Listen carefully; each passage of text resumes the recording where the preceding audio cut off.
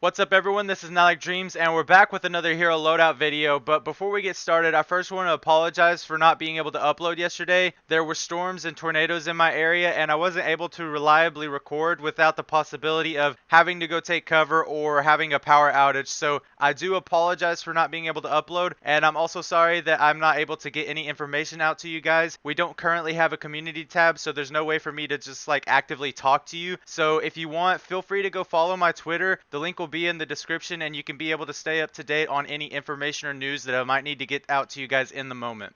But with that out of the way, let's go ahead and hop into this loadout, and we're going to be taking a look at Deadly Blade Crash here today. If you don't already have her, you can head over to the collection book at the bottom under expansion people. She was part of the Storm Zone Heroes, so you can just recruit her here for some training manuals and legendary flux, and that's how you'll be able to obtain her in the game now. But we'll go ahead and back out here and head over to the perks and the abilities. She's got Throwing Stars, Crescent Kick, and Dragon Slash. And for her perk, she's got the Corrosive Strikes perk. She's going to be doing melee critical hits, apply 30% snare. And it's also going to add an Affliction, which deals 87% of the damage dealt for each second over 3 seconds. So we're definitely going to be focused here with a critical based melee weapon. You can use any melee weapon of your choice, but I personally am going to be using the Spectral Blade for swords, as they tend to have quite a bit of extra support perks following up with them, rather than the other weapons not having too many support perks. But we'll go ahead and have a look here at the team perk. Right now I have Preemptive Strike slotted. This is not what you want to use. You want to scroll down and find Dim Mock, because we don't have the Smoke Bomb for medicinal fumes, so we're going to be trying to look for a bit of survivability in another way. And as long as she's in Shadow Stance, you'll be getting 2.7% shield per second for each ninja slotted here in your support. The other option here is one called Endless Shadow, if you want to be trying to take advantage of Swordmaster Ken's buff here, and he's the first one in the support team, so we'll go over that. He is going to give you a sword damage buff for 25% as long as you're in Shadow Stance, so that's what Endless Shadow works off of if you want to be able to have your sword damage boosted for a longer duration. And we got Anatomy Lessons in our next slot, increasing crit rating of swords, axes, and size by 15. That's going to give our Spectral Blade a bit of a crit chance boost. Tail of the Dragon to add on some extra damage to our Dragon Slash. Assassination for some extra raw damage increase on melee weapon damage stacks. And our last slot, we got Easy Sword, increases sword heavy attack efficiency by 65%. This is mainly going to be used to close gaps with the Spectral Blade heavy attack, as well as do some increased damage with it more often as we get more uses out of that. For your gadgets, you got Slow Field,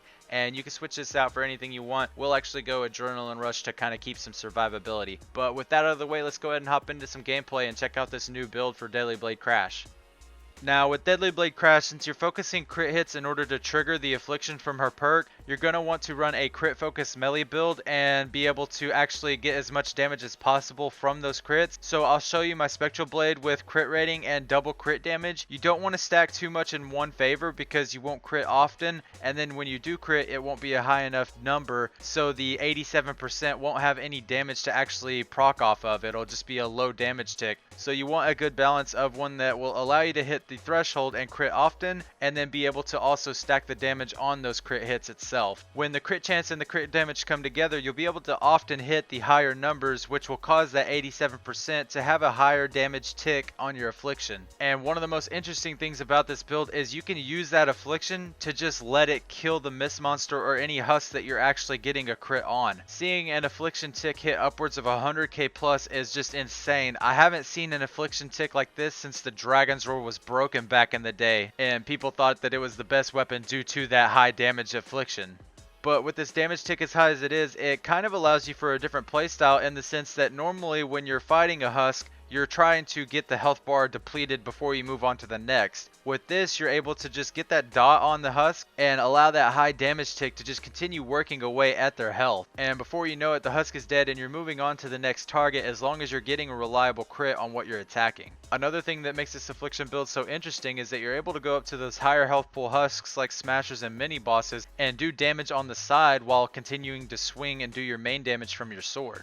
seeing the crits and the affliction pair together is enough to say that this is most definitely a reliable melee build, and it's keeping it on par at least with the ones that are giving raw damage increases to give you really large number hits. And it would be really interesting to see which one actually came out on top in the sense of hitting a higher number or hitting a little bit lower number and still getting the added damage from the affliction. If they were to add support bonuses later in the hero rework that would allow for the other melee types to be on par with swords and get damage bonuses there, it would be really interesting to see some other melee class builds that would potentially have a higher damage output than the swords by hitting a higher number and in turn giving you a larger affliction damage. So hopefully they'll end up implementing some heroes with support bonuses that focus around the other melees and give everyone a chance to try something out other than the swords and maybe pull some more damage. That's it for this one though, guys. Let me know in the comments what you thought of the build and if you plan on trying it out, as well as any changes that you might make to it, like switching out a weapon and trying a different melee, or changing out the loadout a little bit and switching it up to maybe fit your playstyle a little more. But I just want to thank you all again for watching, and I'll see you in the next one.